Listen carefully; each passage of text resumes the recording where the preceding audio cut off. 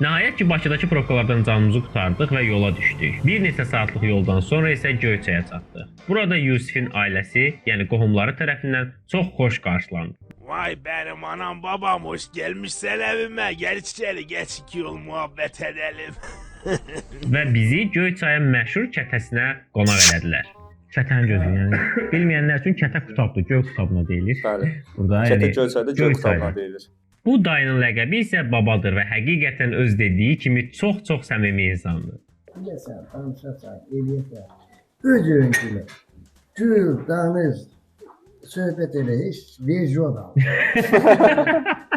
Aa, limon istəmişdən. Hə, çox sağ ol. Masaldan gəlib Göyçayda limon axtaran qardaş. Abi biraz naxoşam. Narahat olmayın, əziyyət çəkməyin. Ay, nə əziyyəti var, əziyyəti yox. Kətə bu da, hə? Bəh, kətə bax budur. Bax buna kətə Nə deyirlər. qəşəng görürsən. 5 saatdan çox yol gəlib, azından ölən bir insan olaraq. Bəli. Cübür edirsən? Ay, sağ ol, elə. Nice. Ha, sağ ol. Belə nə yedir bu? Sizde yok öyle şey olur mu? Var. Belə böyüklükdə Hoş olsun. Şəkillər də gəldi.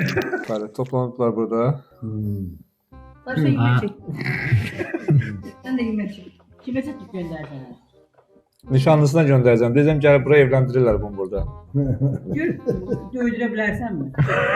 O öyrənim onsuz da. Ya, həmd olsun, belə şey yox. Şah İsmailin nəvəsi demələri isə bizdə. Bəli. Əliz qoluz var olsun, çox qəşəng idi, hər şey möhtəşəm idi. Burada oturub limesindən zaddan da içmişəm.